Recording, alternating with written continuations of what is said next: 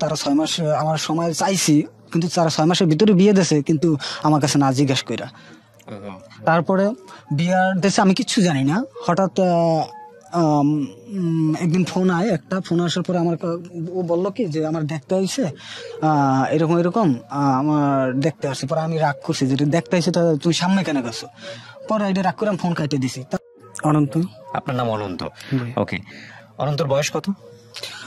25 চলে। 25 চলতেছে। জি, শুরু করেন অনন্ত, যেখান থেকে বলতে ইচ্ছে করে, ছোটবেলা থেকে শুনি আমরা। জি। ছোটবেলায় আমরা মধ্যম ফ্যামিলি ছিলাম, আর আমার বাবা একদম অনেক আগে সাংবাদিক পেশায় ছিল। তখন আমি দেখি নাই, কিন্তু মায়ের কাছ থেকে শোনা। কিন্তু ওই জায়গায় সাংবাদিক পেশায় থাকলে নাকি অনেক অন্যায় প্রতিবাদ বা অনেক কিছু নিয়ে লেখা লাগে, এই জন্য শত্রু জমে যায় অনেক। এর জন্য আমার বাবা ওই পেশাটা ছেড়ে দিয়ে তারপরে আমার বাবা মোবাইল টাওয়ারের একটা চাকরি নেয়, ওই জায়গায় থাকে মোবাইল টাওয়ারে। তখন আমি অনেক ছোট, তো ওই যে চাকরি যখন নিছে তখন আমরা খুব ভালো ছিলাম, খাইয়া পড়া খুব ভালো ছিলাম। কিন্তু ওই জায়গাও এরকম একটা অন্যায় প্রতিবাদ করতে যায়, তখন তার মাথা পাঠাই দেওয়া হয়। তখন মাথায় পাঠাই দেওয়ার পরে তখন আমরা মা ছিল, মা আমারে নিয়ে ওই জায়গাটায় যায়। যাওয়ার পরে ওই জায়গায় হাসপাতালে যোগাযোগ করে ওই জায়গা থেকে বাবারা যেভাবে হোক সুস্থ করে বাড়ি আনার পর সুস্থ হয়েছে। তবে বাবা বলতেছে ওই জায়গায় জব করবে না, কারণ ওই জায়গার লোকে যখন তাকে আঘাত করছে পরবর্তীতে তো আরো নেক্সট খারাপ কিছু করতে পারে, এর জন্য। তারপরে ওইখান থেকে আমাদের মানে সংসারের একটা খুব খারাপ পরিস্থিতি সৃষ্টি হলো। বাবার চাকরি নাই, তো এখন কি করবে? বাবা খুব শৌখিন মানুষ, নরম মানুষ, কোথায় যাবে, কি করবে? তো ওই জায়গা থেকে খুব টানাপোড়েনের দিন চলতেছিল। আপনার বয়স কত তখন? আমার বয়স মেবি 3-4 পড়ি, এরকম সময়। কিন্তু আমার কিছু কিছু মনে আছে, এখনো চোখে ভাসে, কিছু কিছু মনে আছে। তো তারপরে আমি তখন আর আমার ছোট বোন, তো আমি আর আমার ছোট বোনের রাইখা আমার দাদির কাছে রাখছে। আমার ছোট বোন তো আরো আমার থেকে ছোট 2 বছরের, দাদির কাছে রাইখা তারা দুজনে ঢাকা আসছে, মা আর আব্বা। কিন্তু তারা আইসা এই যে গার্মেন্টসে জব নেছে, কিন্তু আমরা জানতাম না। মানে আমাদের না জানাই আর কি তারা জব নেছে, আমাদের কখনো শোনায়ও না যে আমরা গার্মেন্টসে জব করি।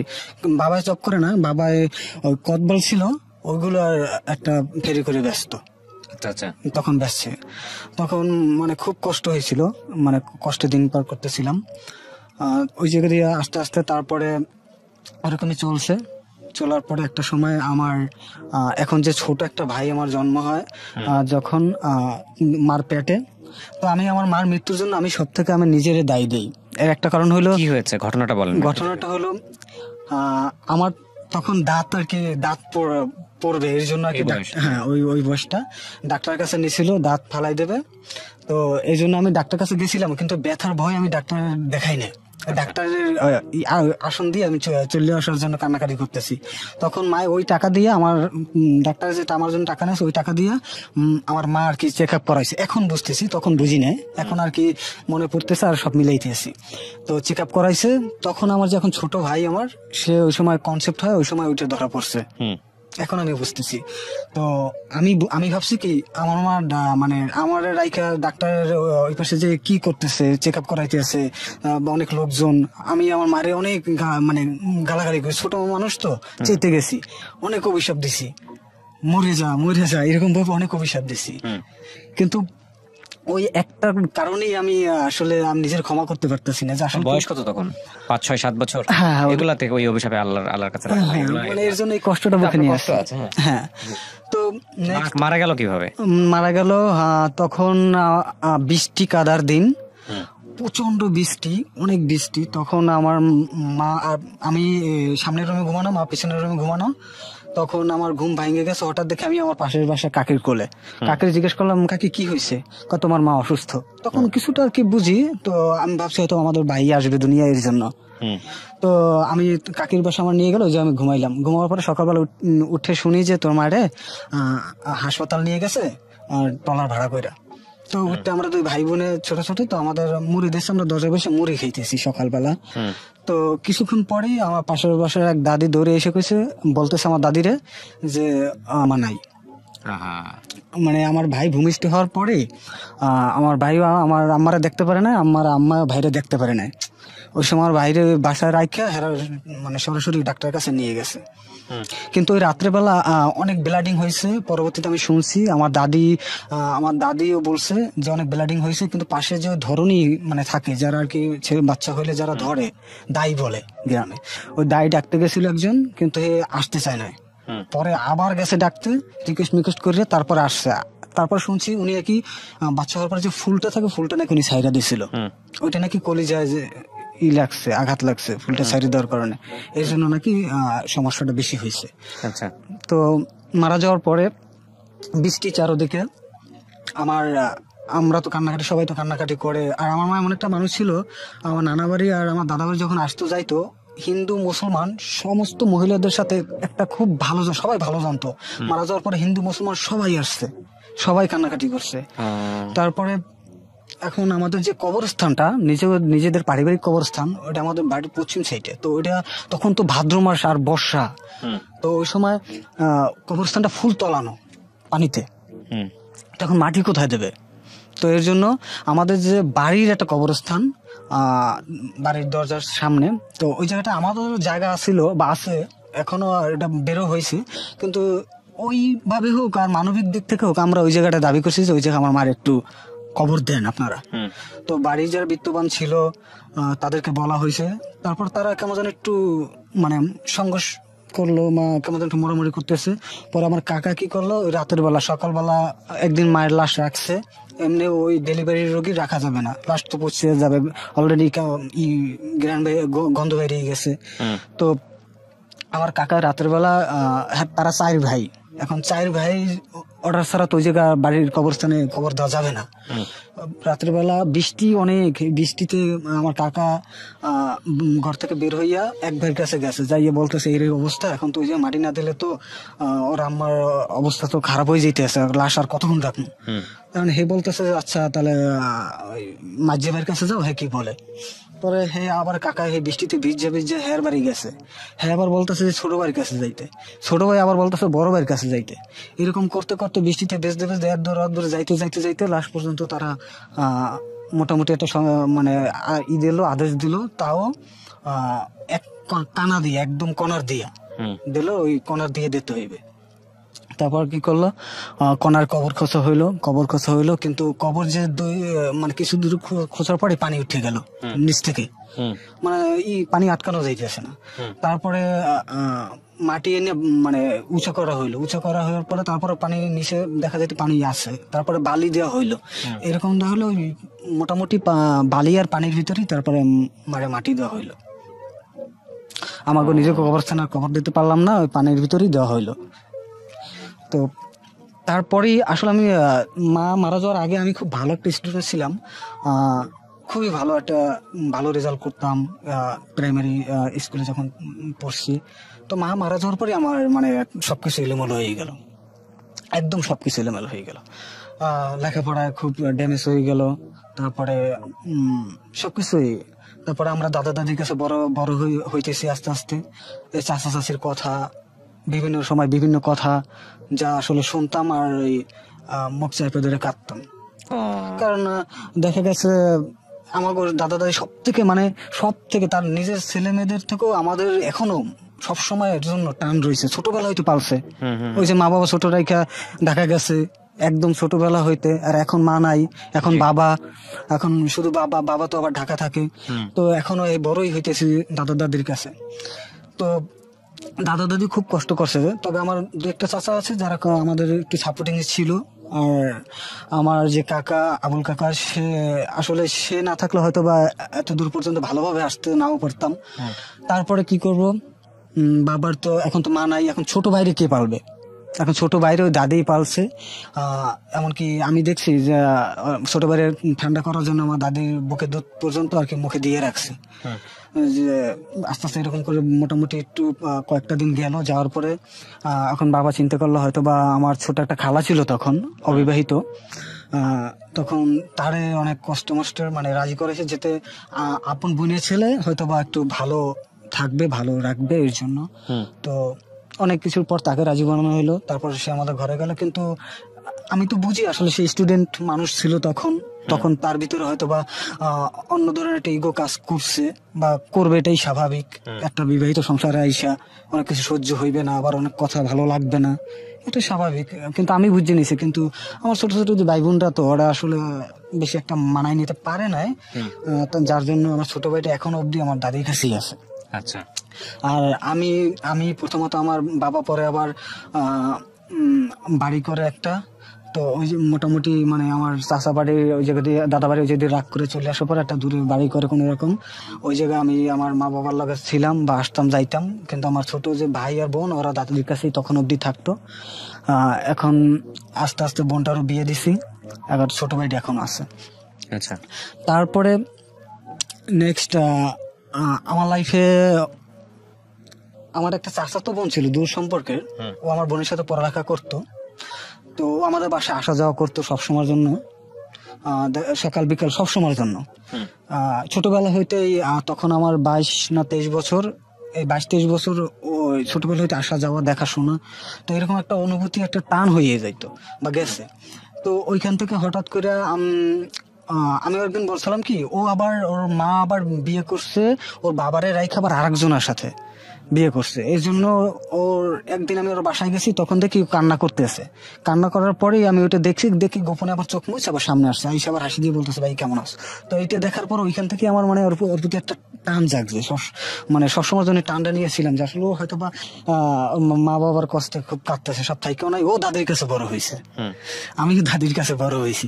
তো এটা দেখার পরে ওই জায়গা থেকে আস্তে আস্তে মায়া বাড়ানোর পরে তারপরে আমি একদিন বলছিলাম যে যা দুইয়া যে মানে যাই যা হোক, তুই যদি কখনো বিপদে পড়িস আমার কইস। তো ইতিমধ্যে ওর বিয়ে ঠিক হয়ে যায়। বিয়ে ঠিক হয়ে যাওয়ার পরে ও বলতেছে না আমি বিয়ে করবো না, ঠিক আছে আমি ওর পড়তে চাই। তখন আমার বোনের মাধ্যমে আমরা জানাই যে তোর ভাইয়ে তো কইছিল যে বিয়ে ওই যখন বিপদে পড়বে আমরা জানাইতে কইছে।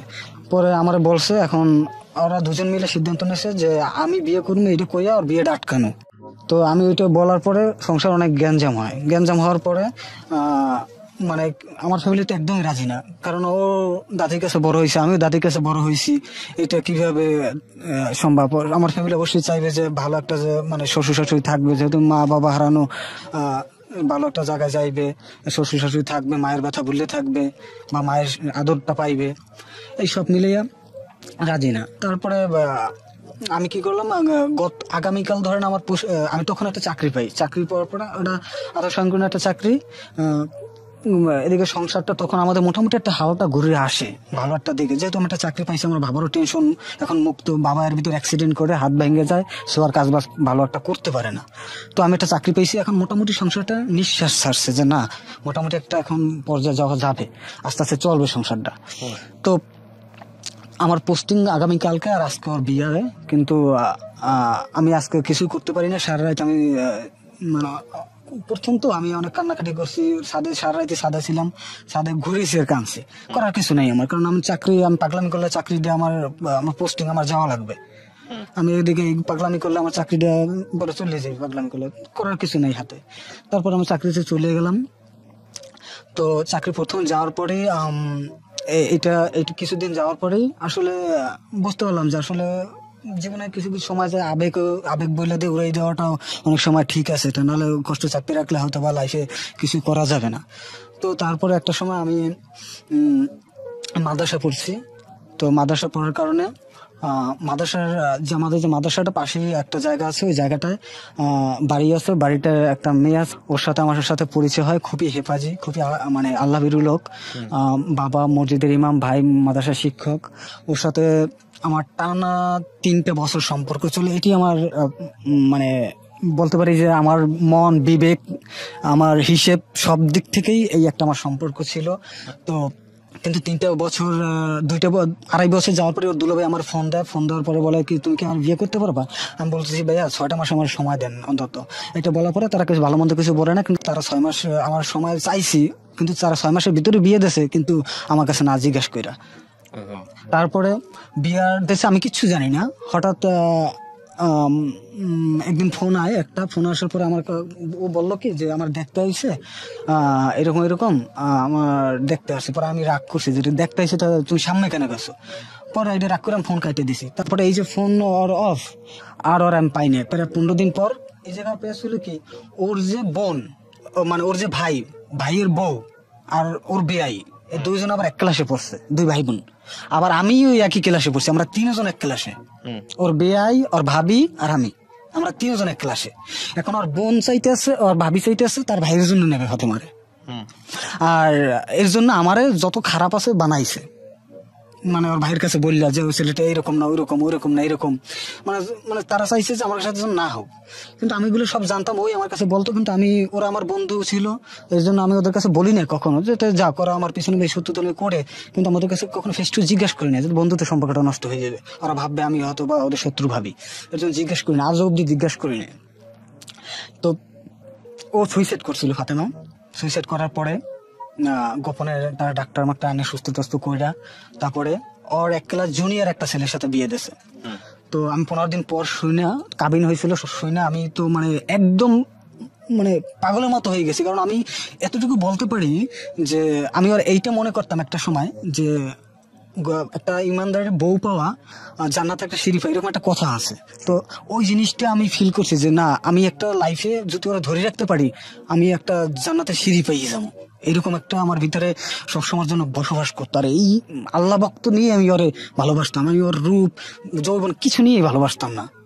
ও একক তো তাহাজ্জুদ নামাজ কামাই দিই না, খালি আমার জন্য দিয়েছে একদিন, তাও আমার সাথে কাঁদতে কাঁদতে বলছে যে আমি তাহাজ্জুদ নামাজ কামাই দিছি তোমার জন্য, মানে অনেক বকসাইছে। তবে আমি ওর অনেক কষ্ট দিছি, কারণ আমার মনে 2টা বছর গেছে ওর আমি অনেক কষ্ট দিছি, অনেক প্রচুর কষ্ট দিছি। বলতে আমার মনে তো এই জিনিসটা তখন আসে নাই যে আসলে লাইফে কেমন আসলে পার্টনারটা হওয়া দরকার, আসলে রং সং, তখন মনে ছিল রং সং, নীল লাল নীল বাতি এইরকম জ্বলতো। তো যখন আমি এটা বুঝছি যে না আসলে জীবনটা ওটা না, জীবন এইটা, যে আসলে একটা লাইফ পার্টনার ইমানদারি হওয়াটা এটি জরুরি সব থেকে লাইফে, আর এর থেকে সুখী পৃথিবীতে আর কিচ্ছু নাই। যখন এটা বুঝতে পারলাম তখন আমি ওর প্রতি আরো বেশি, ওর থেকেও বেশি ঝুঁকে গেলাম। কিন্তু তখনও আবার এর আগেও বলতো যে তুমি আমার জাস্ট একটা বার হলে বিয়ে করো, নয়তো বা বিয়ে করে রাখো, তারপর আস্তে আস্তে ফ্যামিলি মানায় নিতে পারবো। তখন আমি কইছি না থাক দেখি কয়েকটা দিন। আর যখন আমি এটা বুঝতে পারলাম তখন আমি ওরা বলছি ঠিক আছে আচ্ছা আসো আমরা বিয়ে করি যদি বেশি পেইন হয়। কিন্তু তখনও বলছে আচ্ছা আমি একটু দেখি ফ্যামিলি মানাইতে পারে কিনা। আচ্ছা, এই মারপ্যাচটা পড়ে যায়, কিন্তু আমি 100% শিওর যে আসল সত্যি লাভ করতো। তারপরে ওরে বিয়ে দিয়ে দিল। আমি 15 দিন পর ওর এই বিয়ের কাছে ফোন দিলাম, যে আমি একটু মানে দুষ্টামি করে জিজ্ঞেস করলাম কি তোর বেইনের কি বিয়ে হয়ে গেছে নাকি, না তুই করলি বিয়া, তুই তো নেওয়ার জন্য পাগল ছিলি। পরে হ্যাঁ সত্যি বিয়ে হয়ে গেছে। আমি কি দুষ্টামি করো, কেন সত্যি বিয়ে হয়ে গেছে, তো এরকম কয়েকদিন আগে এরকম বিয়ে হয়ে গেছে অমুক ছেলের সাথে। আমি তখন চাকরি করি বলাতে তখন শুই না, আর আমি ছাদে ছিলাম, আমি ঠাস করে ছাদের উপর পড়ে গেছি পানির ভিতরে। পড়ে যাওয়ার পরে আমার একটা লোক আছে নিজে করে, সে ধরছে। ধরার পরে তখন আমি কি করবো, কোন দিক যাবো, কারণ আমি নগদ জগৎ ছুটি নিয়েও যাইতে পারতাছি না, আর কিছু করতেও পারতাছি না, কাবিন হয়ে গেছে। আর আমি জানি না ও আমার ডিজিটাল যুগে একটাবার একটা মেসেজ করে পর্যন্ত জানাইতে পারলো না। আমি কি করছি, পোলার নাম বলছে আর পোলার বাড়ির গ্রামের ঠিকানা বলছে। আমি ওই নাম আর গ্রামের ঠিকানা ফেসবুকে পোস্ট দিয়ে দিছি আমাদের জেলার গ্রুপে। পোস্ট দেওয়ার পরে পোস্ট একটা ছেলে দেখছে, দেখে বলে হ্যাঁ ভাই আমি চিনি, আমার বাড়ির সাথে বাড়ি। পরে ওই জায়গা দিয়ে ওই ছেলের নাম্বার কানেক্ট করলাম, কানেক্ট করে তারপরে আমার গ্রামের এক বড় ভাইরাতে কল দেওয়াইলাম। সে এমন ভাবে ব্রেনটা দিয়ে বুঝাইছে যে দেখো ওদের ভিতরে সবকিছু হয়ে গেছে, তোমার একটা ভুলের কারণে 3টা লাইফ কাঁদবে, তুমি কি এটা চাও? কিন্তু পোলা তো আবার একটু হুজুর টাইপের, মানে অতিরিক্ত, এখন বলাটা শিখে কিনা আমি জানি না, কিন্তু অতিরিক্ত দেখবেন যারা অতিরিক্ত আল্লাহ ভক্ত তাদের পাশে একজন সারাবুটি খেয়ে মরে গেল, তারা মানে সাহস খুব কম তাদের, তারা খুব নার্ভাস থাকে, ভয় ধরে না, আবার ধরে তো ধরে না, এরকম টাইপের। তো অতিরিক্ত মানে ভাবনা থেকে সে হয়তো বা অনেক বুঝাবার পরে বড় ভাই সে উঠতে বলে কি আচ্ছা আমার আব্বুদার জিজ্ঞেস দিই কি বলে তারপরে বলবো। মানে সে যে এই ফোন রাখলো আর জীবনে একটা ফোনও দিল না, আর কোনো করলো না। কিন্তু আমার মতে তার একটা উচিত ছিল, আমাদের মতো যে একটা বলা থাকলে হয়তো বা আমরা 2টা হাত মিলেই দিতাম আত্মত্যাগ কইরা। কিন্তু তার উচিত ছিল একটাবার জিজ্ঞেস করা, ফুলফিলি বাইলে ভরসা দিয়ে জিজ্ঞেস করা, না তোমার মেয়েরা ওই টাইমে শিকারও পায় না ভরসা দিয়া। তো যাই হোক ওই টাইমটা গেল, যাওয়ার পরে আমি খুব মানসিকভাবে ভাঙ্গে পড়ছি। ভাঙ্গে পড়ার পরে একটু মানে আমি কোনো নেশা করতে পারি না, একমাত্র মোটামুটি সিগারেটটা খাইতে পারি, কিন্তু তাছাড়া উপরে কোনো নেশা করতে পারি না। কিন্তু আমার কাছে আমি যতটুকু নেশা করছি আমার কাছে মনে হয়েছে যে আমার কাছে অনেক অনেক কিছু। তো বেশ খুব নিজের তিলে তিলে শেষ করতাম। আমার চাকরি বয়স 6 বছর, আমি 5 বছর রাত জাগছি আমার হিসেব করা, আর রাত জেগে কাটাইছি, এরকম নিজেরই শেষ করতাম। তো একটা সময় এসে ভাবলাম যে না, দেখি ফ্যামিলি যেটা চায়, এখন অব্দি ফ্যামিলি যেটা আশা করে আছে, আমি দাদা বাড়ির বড় নাতি, নানা বাড়ির বড় নাতি, সবার ভিতরে একটা অন্যরকম আশা যে ও একটা সময় ওর একটা ভালো জায়গা বিয়ে করামো, ভালো একটা সংসার হইবে। ছোটবেলা হয়তো যত মাহারা দেখে মানুষের কথা শুন না, এই ওর কথা শুনছে, ঘৃণা বিদ্যা, মানে অনেক কষ্ট করে যে মানুষ হয়েছে, এই জিনিসটা যেন ওরা ভুলে থাকতে পারে এমন একটা পজিশনে নিমো। ঠিক আছে, তো এখান থেকে আমি আসছি। এর ভিতরে আমার এই 3 বছরের আগে আমার নানা বাড়ি আমার নানা বাড়ি এক লগে খাইতে বলে প্রায় 15-20 জন লোক হইতো, এরকম একটা খুব সুন্দর একটা ফ্যামিলি ছিল। কিন্তু 3 বছরের ভিতরে আমার মামা 2টা মামা মারা যায়, তারপরে যে অনেকেই মারা যায়, সব শেষ হয়ে যায়। তো এই সব দুঃখ মুখ ভুলে সবাই আমার দিকে তাকাইছিল যে আমি একটু ভালোভাবে থাকতে পারবো, সবাই এটা আর কি তাকাইছিল। তো তারপরে এই হারানোর পরে আমি একটু ভাঙ্গে পড়ার পরে মেয়েদের প্রতি একটু ঘৃণা জন্মার পরে আমি মোটামুটি একটা সম্পর্ক মেয়েদের সাথে টুকটাক সম্পর্ক, জিদ্দের সম্পর্কগুলো করতাম। তো জিদ্দের সম্পর্ক খাতিলে আমার গ্রামের পাশে একটা গ্রামে একটা মেয়ের সাথে আমার সম্পর্ক হওয়ার পরে, মানে এগুলো আমার মন থেকে না, এগুলো হচ্ছে যে আমার ওই ইগো থেকে। তো সম্পর্ক হওয়ার পরে তারপরে আমি সম্পর্ক মোটামুটি 1 মাস চলে। 1 মাস চলার পরে আমি মেয়েটা কয় কি, আমার তো ফ্যামিলিতে সমস্যা, চাকরি বাকরি নাই। তো আচ্ছা ঠিক আছে, তখন আমি চাকরি করি আমার পাশের জেলায়। তো আমি বল ঠিক আছে, তাহলে চাকরি নাই যখন, চাকরি আমি মনে আসু। তারপরে ওরে আমি নিয়ে যাই, কিন্তু পরে ওরে যখন আমি নিয়ে যাই তখন আমার মাথায় ধরে না যে আসলে আমি কি করতেছি। কারণ একটা বাড়ি থেকে একটা মেয়ে নিয়ে যাওয়াটা তো খুব খারাপ একটা সেন্সিটিভ বিষয়। কিন্তু আমার ভিতরে যে ও চাকরি করবে, তাহলে দিই একটা চাকরি জোটাইয়া, এই জিনিসটা এরকম কথা হয়েছিল। তো ওরে নেওয়ার পরে যখন আমরা মাঝ রাস্তা, তখন আমার এই জিনিসটা আস্তে মাথায় ঢোকে যে আসলে আমি কি করতেছি এগুলা। তখন হঠাৎ করে দেখি কি ও আসলে গোপনে ওর ফ্যামিলির সাথে যোগাযোগ রাখতেছে। তার মানে ও আমার সাথে পালাইয়েছে, এইটা আসলে ওদিকে ব্লাস্ট করে দেবে ও, আর আইসে আমার সাথে মানে গর্ভাত দিকে, এরকম একটা নেয়। তো ওইটা আমি মোটামুটি একটা বোঝার পরে আমি ওর মোবাইলটা হাত দিয়ে টানিয়ে নিয়ে যাওয়ার পরে ও মোবাইলটা আমার দেয় না দেওয়ার কারণে আমি আর বলেছি যে আচ্ছা সম্ভব না, আমি নিতে পারবো না। তো শেষ হয়ে গেছে তারপরে না এর নিয়েই এখন সর্বশেষ কাহিনী। তো ওরে আমি ওই জায়গাতে ফিরিয়ে দিই। এইটা হলো যে হারানোর পরে আজ অব্দি 3 বছর আগে। তো ওই কাহিনী ওইটামাচি শেষ। তারপরে খুব একাকিত্বে ভুগতাম, বিষণ্ণতা ভুগতাম, ঘুমের ঘরে চিৎকার দিয়ে উঠি। প্রায় দিনই আমি এই জিনিসটা করি। ঘুমের ঘরে চিৎকার দিয়ে ওঠেন কেন? চিৎকার দিয়ে উঠি, স্বপ্ন দেখতেছি মানে হারাই যাইতেছে, মানে আমার মানে পুরো ব্রেনটা এখন ওদিকে কেমন জানি হয়ে গেছে। আমি এই দিক থেকে বাইরেতেই পারতেছি না, ওরে হারানোর জিনিসটা মানিয়ে নিতে পারতেছি না। কারণ আমার মা মারা যাওয়ার পরে আমি আমার লাইফে সবকিছু ডিসিশন নিয়ে ওরে আমি লাভ করছি, ভালোবাসছি। কারণ আমাদের লাইফে একটুখানি। আপনাদের এটা ভেঙে গেছে কবে সম্পর্কটা? 20-এর পরে এখনো আপনি ওকে বলতে পারেন নাই? না, আমি এখনো বলতে পারি না। এখনো ঘুম ভাঙলে ওই সমস্যাগুলো হয়? হ্যাঁ, এখনো সেই সমস্যা। এমনকি আমার বর্তমান যেমন নতুন বউ, তার পাশে বসে আমি চিৎকার দিয়ে উঠছি, সে হাতে নাতে ধরছে, কিন্তু আমি কথা ঘুরে নিয়ে অন্যদিকে নিছি যে না আসলে। ওয়াইফকে বোঝান বিষয়টা যে আমার এরকম হয়। তো 3 বছর আগে এই জিনিসটা গেল এই মেয়ের সাথে যাওয়ার পরে, এখন আমি কিছুদিন আগে ছুটি দিয়ে বাড়িতে গেছি। তারপর এই মেয়ের সাথে হয়তো আমার 6 মাস একবার কথা হইতো। ওই 1 মাস সম্পর্ক থাকার পরে এই যে মেয়েটা নেশালাম, পরে বাড়িতে ফেরত দিয়ে মানে বাড়িতে পাঠাই দিছি। তো এই ভুলটা করার কারণে আমি ভুলটা বোঝার কারণে ওর সাথে সম্পর্ক রাখি না, 1 মাসের মতো ছিল। তো তারপরে 6 মাসে বা 3 মাসে একবার হয়তো মেয়ের নখ দেওয়া হইতো বা ও দিত, তাও বিষণ্ণতা একাকিত্বে ভোগার কারণে। বয়স 23-24-25 হয়ে গেছে, ঠিক আছে। এদিকে মোটামুটি এখনো চাকরি বাদা করে কোনো অ্যামাউন্টও জমা করতে পারি না, কারণ চাকরি বাদা করে ওই বাড়িটা মোটামুটি তো গুছাইয়া আনছি। তারপর ছোট ভাই বোন, ওই যে ছোট যে ভাইটাও এখন আল্লাহর নামে বাচ্চা আছে, ঠিক আছে। তারপরে বোনটার বিয়া, তো বাবা অসুস্থ, তার বেশি একটাই না, তো মোটামুটি কোনো অ্যামাউন্টই মানে আমি জমাইতে পারি না 6 বছর 5 বছর চাকরি করে। তো খুব মোটামুটি কহরে আছে, কিন্তু তারপর হাতে চাকরি আছে, এটি শক্তি এখনো একটা আদর সংকীর্ণ হলে একটা চাকরি আছে। তো এই কিছুদিন আগে আমি বাড়িতে গেলাম ছুটিতে। বাড়িতে যাওয়ার পরে আমি ওই মেয়ের মার সাথে যোগাযোগ করি, কারণ মেয়ের মার সাথে যোগাযোগ করার একটাই কারণ, আমি মেয়ের ফ্যামিলির সাথে আমি ফ্রি হয়ে যেতে চাই। কারণ ওই যে গত যে ওনার মেয়ের সাথে যে আমার যে একটা সম্পর্ক ছিল, এটা ফ্যামিলি সবাই জানতো, আর আমার প্রতি একটা টার্গেট ছিল তাদের, যে আমার সাথে তারা মেয়ের সাথে একটা অঘটন মানে একটা কিছু ঘটাইয়া মেয়েটার সাথে আমার সাথে বিয়ে দিয়ে দেবো। ওটা তাদের পূরণ হয় না, সেহেতু টার্গেটটা রয়ে গেছে, কিন্তু আমি এটা বুঝতে পারি না। তো আমি চাচ্ছি যে যদি এরকম কিছু থাকে বা তাদের মনে যদি কোনো কষ্ট থাকে আমার নিয়ে, তাহলে আমি ওর ফ্যামিলির সাথে যোগাযোগ করি, যেহেতু আমার সামনে একটা বড় মানে মোটামুটি লাইফ, আমার সঙ্গে আমার জন্য একটা মেয়েও দেখতেছে। তো আমি বিবাহিত না? না, এখন বিবাহিত। হ্যাঁ, সেটাই বলতেছি। হ্যাঁ, তখন বিবাহিত ছিলাম না, প্রায় 2 মাস আগে আর কি। তো আমার জন্য মেয়েও দেখতেছে। তো এখন যদি তারা ফ্যামিলি মোটামুটি ভালো না বলতে, তারা মাথায় যখন যেটা ওঠে তখন সেটা করে ফেলাইতে পারে।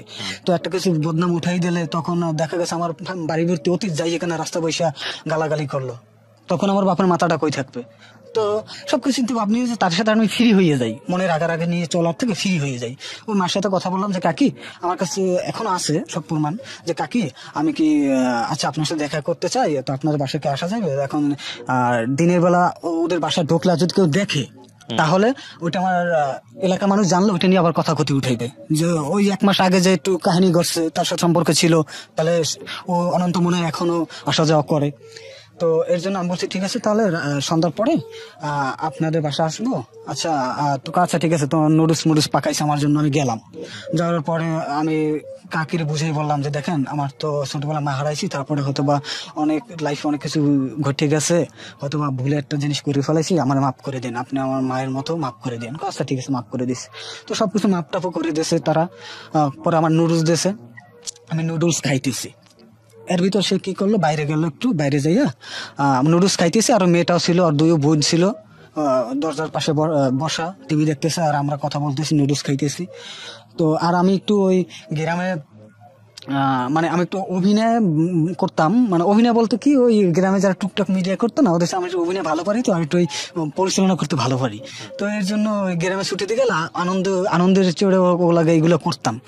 তো একটা লোক ছিল, ও এই মেয়েরও খবর দিয়েছে, আমারও খবর, মানে 2জনের নেবে ওই একটা শর্ট ফিল্মে। তো নেওয়ার জন্য আমরা 2জনে গেছি, মনে আনন্দ নিয়ে আর কি। ছুটিতে বাড়ি গেছি অনেকদিন পর, এলাকার সবাই মিলে একটু মজা করলাম, এই আর কি, এই আনন্দ নিয়ে। কিন্তু এইটা যে তাদের একটা প্রমাণ তারা রাইখে দিয়েছে, সেটা আমি বুঝতে পারি না তখন আর কি। তো ওইটা যাই আসার পরে ওদের বাড়িতে আর কি আমি যাওয়ার পর নুডলস খাইতেছি। নুডলস খাওয়ার পর কিছুক্ষণ পরে দেখি কি একটা ছেলে আসছে মোবাইলে এরকম ভিডিও করতে আসার পরে বলতেছে, এখানে কি করো এত রাতে, এবারে কি? আমাকে রাত বাজে প্রায় 8টা-9টা, আমি আসলাম, কাকিহারা সবাই ছিল, তাদের ফ্যামিলি সবাই ছিল, আছে এখনো। ওর তো কিছু বুঝি না, তুমি রাতের বেলায় বাসায় কেন? মানে পুরো একটা কট খাওয়াই দেবে, এর জন্য তাদের ভিডিও যেহেতু করতেছে, আর ভিডিওতে কি কথা রেকর্ডিং করতে হয় সেই কথা অনুযায়ী তারা কথা চালাইতে আছে। তো আমি তো একদম মানে হতভম্ব হয়ে গেছি, আমি কি করবো? তো তারা এরকম অনেকটা করতে পরে তা আমার অফার করে যে বিয়ে করো, নয়তোবা এ জায়গায় সাংবাদিক আসবে, থানা পুলিশ আসবে। পরে আমি কই যে আচ্ছা ঠিক আছে, আমি বিয়ে করবো, ঠিক আছে। আমি কোনো খারাপ কাজে যদি লিপ্ত হইতাম, আপনারা ডিএনএ করে যদি আমি যখন খারাপ কাজ করি মেয়ের সাথে, সেটা তো আমি সেখান থেকে তো আমি মুক্ত, আমার ফাঁসাইতে পারবেন না। পরে বলে ডিএনএ কিভাবে টাকা দিয়ে করাই, তো ওটা আমাকে জানা আছে। আর মোট কথা হলো যে আমি একটু আমার বাবার মতো খুব নরম, আর এইসব সিচুয়েশনে আমি জীবনও পড়ি নাই, আর আমি ফুল ঘাবড়াই গেছি। আমি কি থেকে কি করবো আমার মাথা ধরতেছিল না, আমি ফুল ঘাবড়াই গেছি, আর আমার পাশে কেউ ছিল না। তো তারপর আমি কি করবো পরে আমি আমার 2টা লোক, আমার এক মামা নানার খবর দেই, তার স্বাস্থ্য আর কি, তাদেরকে খবর দিই, তারা আসার পরে তারা উল্টো আমার বাঁচাই দিয়েছে। তারা ওই যে বলে কি, হ্যাঁ ও পোলা এরকমেরই, এইটা যখন বলছে তারা আরো শক্তি পেয়ে গেছে। তারপরে তারাও যদি পালাই চলে গেছে, মানে তাদের দোষ যেন না হয়, যেহেতু তারা আমার আত্মীয়, তারা যদি পালাই চলে গেছে, সাথে তো কেউ লাগতে পারে আবার বিয়ার। তো চলে যাওয়ার পরে তারপরে আমি কোনো খারাপ কাজ করি না, আমার মনের ভিতর বল আছে, আমি ওই জন্য আমি দিছি না, আমি বিয়ে করবোই না। যদি আমার কোনো খারাপ অনৈতিক কাজে দেখতেন তাহলে আমি মাথা নিয়ে জুতার বাড়ি খাই দরকার হলে বিয়ে করতাম। পরে তার কি করলো, পুলিশ আনলো। পুলিশ আসার পরে তারপর বলতেছে যে বিয়ে করবা কিনা। পুলিশে তার টাকাও খাওয়াইছে, 15,000 টাকা খাওয়াইছে। 20,000 দেওয়ার কথা নাকি 15,000 দেশে। এই পর্যন্ত ওই লাস্ট পর্যন্ত বই আমার কাছে বলছে একটা সময়। তো টাকা খাওয়াইছে। তো তার পুলিশ এসে ডাইরেক্ট আমার হিট করলো, লাঠি আনলো, আমার মারবে পুলিশে। বিয়ে করবা কিনা? পরে আমি বলছি না, বিয়ে করবো না। পরে কই দরকার হলে আপনারা ডিএনএ টেস্ট করান। কয়েক তোমার ডিএনএ যাইতে হলে তোমার মামলা খাইতে হইবে, মামলা খাবা। এখন আমি চিন্তা করতেছি আমার ফ্যামিলি তো খুব নরম, খুব। তো এখন আমি যদি মামলাটা খাই, মামলা পিছিয়ে এক দৌড়াইবে। দ্বিতীয়ত চাকরিটা যদি কোনো সমস্যা হয়ে যায়, তৃতীয় টাকা পয়সা, চতুর্থ তো যেটা রটাবার সেটা অলরেডি পুরা এলাকা রটাই গেছে। আর আমার ফ্যামিলি ওই রকম ফ্যামিলি না যে আমার মামলা দিয়ে উদ্ধার করিয়া যুদ্ধ করিয়া আনবে বা আনতে পারবে। তো 3-4টা দিক ধরা আমি, মানে 3-4টা দিক, মানে এইদিকে যাবো না বিয়ে করে একটা দিক দিয়ে মুক্তি দিন। পরে অনেক কাবজা ফরহদ দেখি আমার আপনজন কেউ না। পরে লাস্ট আমার বাবার দ্বারা আমার পুলিশে ফোন দিয়েছে আমার বাবার দ্বারা। আমার বাবা কইলাম না নরম মরে মানুষ, সে শূন্য তো একদম পুরা ভাঙ্গে পড়ছে। তো রাগে একদম ভাঙ্গে পড়ছে। রাগ ও পোলা আমি তেজ করে দিছি, ও পোলা আমার দরকার না, আমরা ঝগড়া হরেন এই পেয়ে গেছে। তার বাকি চান্স আমার বাপের এই ভুলটার কারণে। আমার বাপে যদি কইতো যদি একটু সময় নেন, যদি আমার পোলা আমি বিয়ে পড়ামু, আমি আইসা দরকার আমি নিজে তো বিয়ে পড়ামু, আমি না আসা পর্যন্ত আমার পোলা কিছু করতে পারবেন না, এটুকু হলে কিন্তু আমরা সময় পাইয়ে যাই। কিন্তু তারপর মুরব্বীরা আসলে একটা সলিউশন হয়। কিন্তু আমার বাবা এই ভুলটার কারণে তারা তো অনেক চান্স পেয়ে গেছে পুলিশ। আপনি বিয়ে করছেন পরে? হ্যাঁ, পরে আমার ওই জায়গা দিয়ে আমার মানে যেভাবে হোক, আমার পাশে কেউ ছিল না, আমি একাই ছিলাম। আর তারা সবাই তারা চারিপাশে বসা ছিল, পুলিশও তাদের, সবকিছুই তাদের। তারপরে তারা কাজে ফোন দিয়ে আনে। তারপর তারা বিয়ে পড়ায় প্রথম 8 লাখ টাকা কাবিনে বিয়ে পড়াইবে আমার। পরে আমি কইছি না, আমি খুব কম কইছি, তাও মানে না। 2 কইছি, মানে না। তারপর 3 কইছি, তাও মানে না। তারপরে 5 লাখ টাকা কাবিনে তারা আমারে বিয়ে পড়ায়। সেই সংসার করতেছেন আপনি? না, সংসার আছে, কিন্তু দুজন পাশাপাশি নাই, আলাদা আলাদা সেপারেশনে থাকেন। সেপারেশনে থাকে। আপনি গল্পটা আসলে কেন বললেন আজকে আমাদের এই লাখ লাখ মানুষ, মানে গল্পটা কেন বলতে চাইলেন? আপনার গল্প অনেক স্ক্যাটার্ড, কখনো মায়ের গল্প, কখনো প্রেমের গল্প, এবং শেষ পর্যায়ে এসে আপনি একটা জায়গায় ধরা খেয়েছেন সেটারও গল্প। মানে কেন বললেন গল্পটা? আসলে গল্পটা বলার কারণটা কি? গল্পটা বলার কারণ যে আমি এই প্রতিটা সেকশনে আমি আত্মহত্যা করতে চাইছিলাম। আচ্ছা। প্রতিটা জায়গায় জায়গায়, আর প্রতিটা জায়গায় জায়গায় আত্মহত্যা করতে চাইছি, কিন্তু আমি নিজের মনে বললেন যে আপনার ওয়াইফের সামনে চিল্লায় উঠছেন ঘুম থেকে, এটা কোন ওয়াইফ? এই ওয়াইফ? হ্যাঁ। আচ্ছা, তারপর আপনারা সেপারেশনে চলে গেছেন? না, তারপর সেপারেশন। যে মেয়েটার জন্য আপনি যে যাকে ভালোবেসেছিলেন ওনার কি অবস্থা? উনি কোথায়? উনি এখন আছে, কিন্তু ওই জায়গায় আরেকটা কাহিনী আছে। ওনারা নাকি একটা নাম্বার ফোন দিয়ে গালাগালি করছে ওর বিয়ার দেখতে আসার পরে। গালাগালি করছে যে তোর লাইফ তুই দেখ, তো অকথ্য ভাষা গালাগালি করছে আমার নাম নিয়ে। আমি শুধু একটা জিনিস বলেন, যে মেয়েটা কি বিবাহিত হয়েছে নাকি মেয়েটা আপনাকে এখনো পছন্দ করে? না, মেয়েটা বিয়ে হয়ে গেছে, এমনকি বাচ্চা হয়েছে, আর একটা নাকি হইবে, আমি শুনছি এতটুকু। আচ্ছা, তো এখন আমি আপনাকে যেটা বুঝি, একটা হচ্ছে যে ভুল হয়েছে বা যেটাই হয়েছে, যে বিয়ে শাদী যেহেতু করে ফেলেছেন মহিলাটাকে, সুতরাং এই সম্পর্কটাকে যদি উনি চায় সুন্দরভাবে এগিয়ে নেওয়াটাই বেটার। এক। আর 2 নাম্বার যেটা, সেটা হচ্ছে যে কেন হয়েছে, কিভাবে হয়েছে, এটা যদি দুইজনে ভুলে গিয়ে যদি সুন্দর করে আগাইতে পারেন মিউচুয়ালি, যদি অতীত ভুলে গিয়ে, তাহলে বেটার। আর না হলে এটা এক পর্যায়ে গিয়ে শেষ হবেই। এটা 5 বছর পরে হলো শেষ হবে, 7 বছর পরে হলো শেষ হবেই। তবে ভুলতে পারাটাই সবচেয়ে বুদ্ধিমানের কাজ। এক পক্ষ অনেক সময় ভুলতে পারে, আরেক পক্ষ ভুলতে পারে না। এটা আপনি চিন্তা করে দেখেন আপনি কি করবেন, কারণ এখন আপনাদের বাচ্চা কাচ্চা হয়নি। বেটার হবে যদি আপনি নেগেটিভলি মানে চিন্তা করেন। কিন্তু ওদের ফ্যামিলি ব্যাপারে আমি একটু বলতে চাই। 2, না, ফ্যামিলির ব্যাপারে কোনো কিছু আসা যাবে না, কারণ আপনি এখানে একপাক্ষিক বক্তব্য দিচ্ছেন। ওনার ফ্যামিলির যদি কেউ উপস্থিত থাকতো তাহলে হয়তো আপনার পক্ষেও বিপক্ষেও অনেক কথা বলার ছিল, সুতরাং একপাক্ষিকভাবে বক্তব্যগুলো নেওয়া যাবে না। আর দ্বিতীয়ত যেটা হচ্ছে, দেখেন, আপনি যে মানুষটাকে ভালোবেসেছেন তাকে আপনি এখনো মন থেকে ভালোবাসেন, এবং এত বছর পরেও তার কথা আপনার মনে পড়ে। এই জায়গাটা থেকে বের হওয়াটা কঠিন, হ্যাঁ, খুবই কঠিন। কিন্তু মানুষের জীবনে আসলে সামনের দিকে এগিয়ে যাওয়া ছাড়া কোনো পথ নাই। আপনার জীবনে যে কষ্টটা আছে, এরকম কষ্ট কম বেশি অনেকের জীবনেই আছে, কিন্তু বের হইতে হবে। বের হতে না পারলেই আসলে কষ্ট। আপনি যদি এটাকে মনের মধ্যে পুষে রাখেন, এটা বড় হতেই থাকবে, এবং এটা থেকে কখনো মুক্তি পাবেন না। কিন্তু এটাকে যদি সাইড করে রাখার প্রতিদিন একটু একটু করে চেষ্টা করেন, একটা সময় আপনি এখান থেকে বের হয়ে আসতে পারবেন। ব্রেনের সে শক্তি আল্লাহ আমাদেরকে দিছে। তো তো আমি আপনার এই গল্প শুনে আসলে আমি একটা জিনিস যেটা বুঝি যে আপনার জীবনের উপর দিয়ে 22 বছরে অনেকগুলো ট্রমা গেছে, অনেকগুলো ডিপ্রেশন গেছে, অনেক ধরনের মানসিক কষ্ট গেছে, মায়ের মৃত্যু থেকে শুরু করে প্রেমিকার চলে যাওয়া থেকে শুরু করে বিয়ে যেটা করেছেন সেখানেও একটা টালমেলে অবস্থা। এবং আপনি কি কোনো ধরনের ড্রাগ নেন, নেশা টেশা করেন? কিছু করেন না? তো আমি ওটাও না করার জন্য আমি চাইবো যে আপনি 22 বছর যেহেতু সামনে অনেক লম্বা সময় পড়ে আছে, ইউ আর স্টিল মানে কি আপনি একদম টকবগে সময়, জীবনের সবচেয়ে গোল্ডেন টাইমে এখন আছেন। সুতরাং সামনের দিকে দেখে সামনের দিকে এগিয়ে যাওয়াটাই বেটার হবে। যেটা নেগেটিভ সেটা থেকে বের হয়ে আসা, যেটা আগাবে না সেটা ঝেড়ে ফেলে দিয়ে, মানে একটা পুরুষের সবচেয়ে বড় শক্তি কি তার ক্যারিয়ার, সেদিকে মনোযোগ দিয়ে সামনের দিকে এগিয়ে যাওয়া, সামনের দিনটা সুন্দর হবে এটা ভেবে সামনের দিকে আগানো। তো আমরা শেষ করছি প্রিয় দর্শক এবং শ্রোতা, এই গল্পের সারমর্ম আসলে বের করা খুব কঠিন, তবে শেষে একটা কথাই বলবো, সেটা হচ্ছে যে জীবন তো 3 বছর আগে এই জিনিসটা গেল গা এই মেয়ের সাথে যাওয়ার পরে, এখন আমি কিছুদিন আগে ছুটি দিয়ে বাড়িতে গেছি। তারপর এই মেয়ের সাথে হয়তো আমার 6 মাস একবার কথা হইতো। ওই 1 মাস সম্পর্ক থাকার পরে এই যে মেয়েটা নেশালাম, পরে বাড়িতে ফেরত দিয়ে মানে বাড়িতে পাঠাই দিছি। তো এই ভুলটা করার কারণে আমি ভুলটা বোঝার কারণে ওর সাথে সম্পর্ক রাখি না, 1 মাসের মতো ছিল। তো তারপরে 6 মাসে বা 3 মাসে একবার হয়তো মেয়ের নখ দেওয়া হইতো বা ও দিত, তাও বিষণ্ণতা একাকিত্বে ভোগার কারণে। বয়স 24-25 হয়ে গেছে, ঠিক আছে। এদিকে মোটামুটি এখনো চাকরি বাদা করে কোনো অ্যামাউন্টও জমা করতে পারি না, কারণ চাকরি বাদা করে বাড়িটা মোটামুটি তো গুছাইয়া আনছি। তারপর ছোট ভাই বোন, ওই যে ছোট যে ভাইটাও এখন আল্লাহর মূলে বাচ্চা আছে, ঠিক আছে। তারপরে বোনটার বিয়া, তো বাবা অসুস্থ, তার বেশি একটাই না। তো মোটামুটি কোনো অ্যামাউন্টই আমি জমাইতে পারি না 5 বছর চাকরি করে। তো খুব মোটামুটি কহরে আছে, কিন্তু তারপর হাতে চাকরি আছে, এটি শক্তি এখনো একটা আদর সংকীর্ণ হইলে একটা চাকরি আছে। তো এই কিছুদিন আগে আমি বাড়িতে গেলাম ছুটিতে। বাড়িতে যাওয়ার পরে আমি ওই মেয়ের মার সাথে যোগাযোগ করি, কারণ মেয়ের মার সাথে যোগাযোগ করার একটাই কারণ, আমি মেয়ের ফ্যামিলির সাথে আমি ফ্রি হয়ে যেতে চাই। কারণ ওই যে গত যে ওনার মেয়ের সাথে যে আমার যে একটা সম্পর্ক ছিল, এটা ফ্যামিলি সবাই জানতো, আর আমার প্রতি একটা টার্গেট ছিল তাদের, যে আমার সাথে তারা মেয়ের সাথে একটা অঘটন মানে একটা কিছু ঘটাইয়া মেয়েটার সাথে আমার সাথে বিয়ে দিয়ে দেবো। ওটা তাদের পূরণ হয় না, সেহেতু টার্গেটটা রয়ে গেছে, কিন্তু আমি এটা বুঝতে পারি না।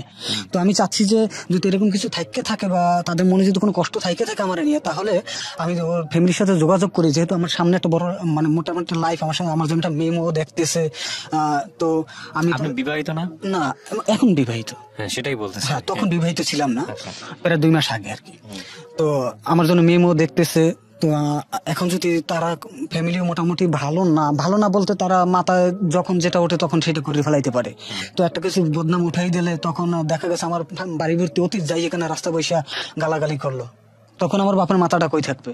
তো সবকিছু চিন্তা আপনি যে তার সাথে আমি ফ্রি হয়ে যাই, মনের আগে নিয়ে চলার থেকে ফ্রি হয়ে যাই।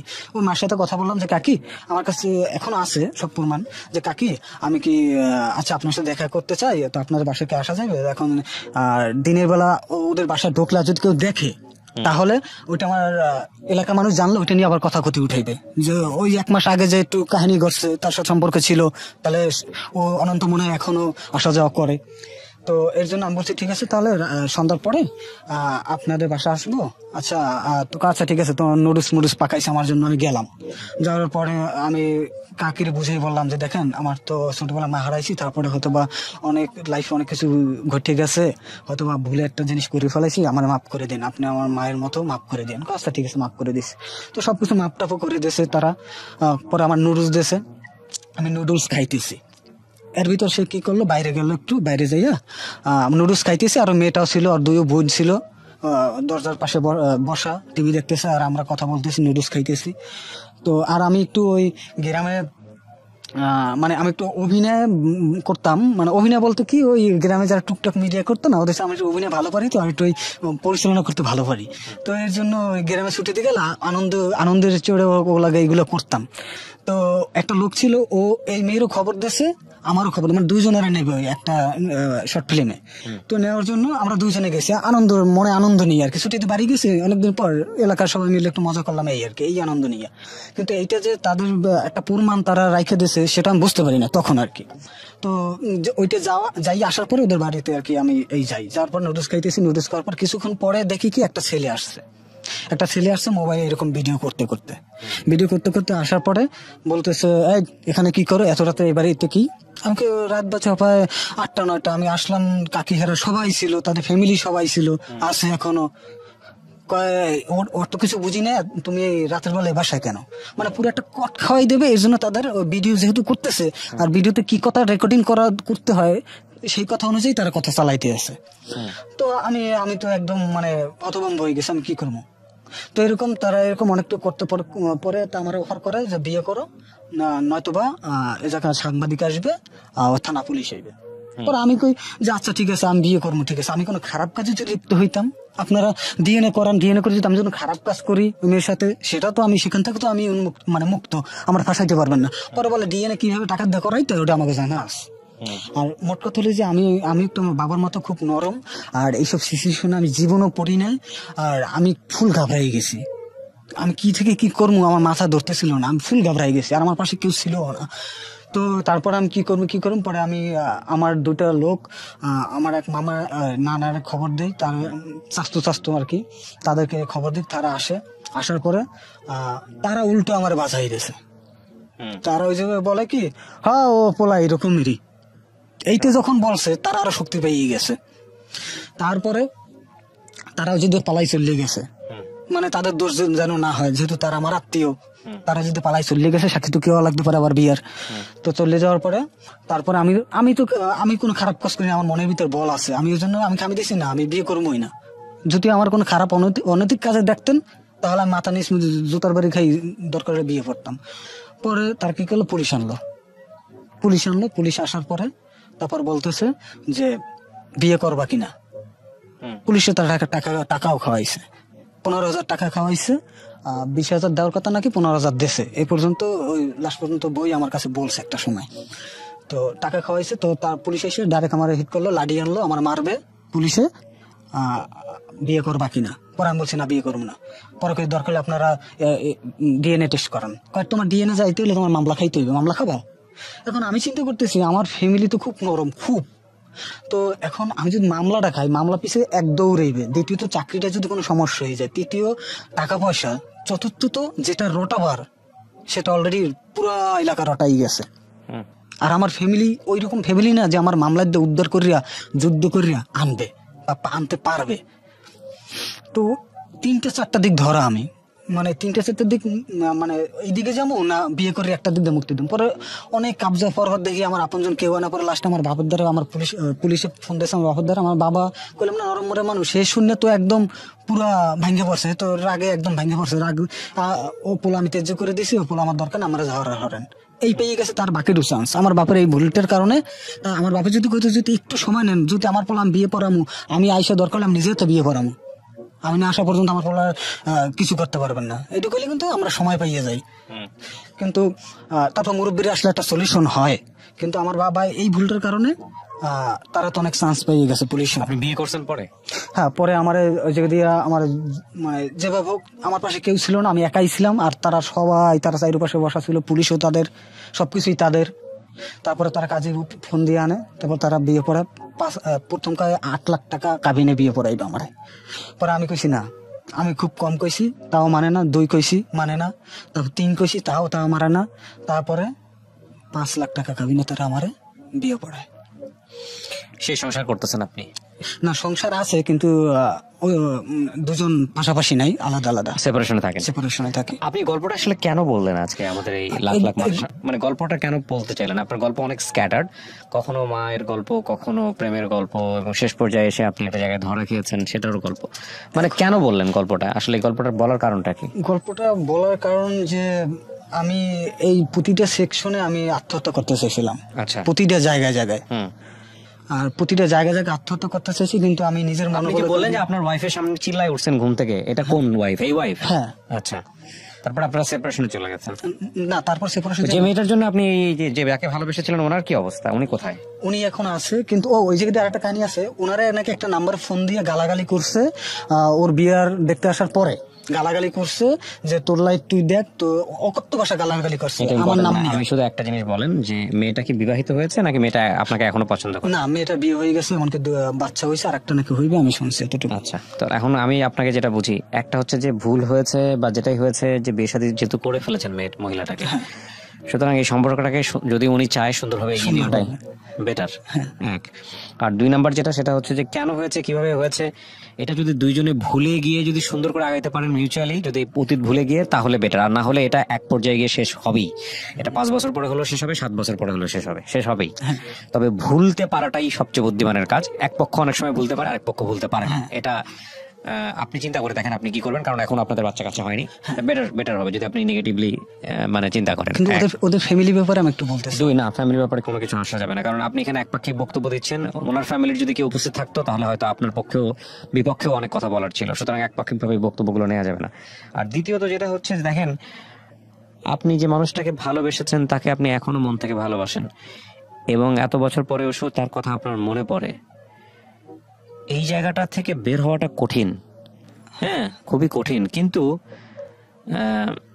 মানুষের জীবনে আসলে সামনের দিকে এগিয়ে যাওয়া ছাড়া কোনো পথ নাই। জি, আপনার জীবনে যে কষ্টটা আছে, এরকম কষ্ট কম বেশি অনেকের জীবনেই আছে, অনেকেই হ্যাঁ? আছে, হ্যাঁ। কিন্তু বের হইতে হবে। বের হতে না পারলেই আসলে কষ্ট। আপনি যদি এটাকে মনের মধ্যে পুষে রাখেন, এটা বড় হতেই থাকবে এবং এটা থেকে কখনো মুক্তি পাবেন না। জি, কিন্তু এটাকে যদি সাইড করে রাখার প্রতিদিন একটু একটু করে চেষ্টা করেন, একটা সময় আপনি এখান থেকে বের হয়ে আসতে পারবেন। ব্রেনের সে শক্তি আল্লাহ আমাদেরকে দিছে। তো আমি আপনার এই গল্প শুনে আসলে আমি একটা জিনিস যেটা বুঝি যে আপনার জীবনের উপর দিয়ে 22 বছরে অনেকগুলো ট্রমা গেছে, অনেকগুলো ডিপ্রেশন গেছে, অনেক ধরনের মানসিক কষ্ট গেছে। মায়ের মৃত্যু থেকে শুরু করে, প্রেমিকার চলে যাওয়া থেকে শুরু করে, বিয়ে যেটা করেছেন সেখানেও একটা টালমেলে অবস্থা। এবং আপনি কি কোনো ধরনের ড্রাগ নেন, নেশা টেশা করেন? কিচ্ছু করেন না? তো আমি স্মোক করি। ওটাও না করার জন্য আমি চাইবো যে আপনি 22 বছর যেহেতু সামনে অনেক লম্বা সময় পড়ে আছে, ইউ আর স্টিল মানে কি আপনি একদম টকবগে সময়, জীবনের সবচেয়ে গোল্ডেন টাইমে এখন আছেন। সুতরাং সামনের দিকে দেখে সামনের দিকে এগিয়ে যাওয়াটাই বেটার হবে। যেটা নেগেটিভ সেটা থেকে বের হয়ে আসা, যেটা আগাবে না সেটা ঝেড়ে ফেলে দিয়ে, মানে একটা পুরুষের সবচেয়ে বড় শক্তি কি তার ক্যারিয়ার, জি, সেদিকে মনোযোগ দিয়ে সামনের দিকে এগিয়ে যাওয়া, সামনের দিনটা সুন্দর হবে এটা ভেবে সামনের দিকে আগানো। তো আমরা শেষ করছি প্রিয় দর্শক এবং শ্রোতা। এই গল্পের সারমর্ম আসলে বের করা খুব কঠিন, তবে শেষে একটা কথাই বলবো, সেটা হচ্ছে যে জীবনে যদি নেগেটিভ জিনিসগুলো নিয়ে আপনার কাজ করার না থাকে, তাহলে সেটা নিয়ে গিভ আপ করাটাই বেটার। ছেড়ে দেন, সামনের দিকে আগান, কারণ কিছু বিষয়ে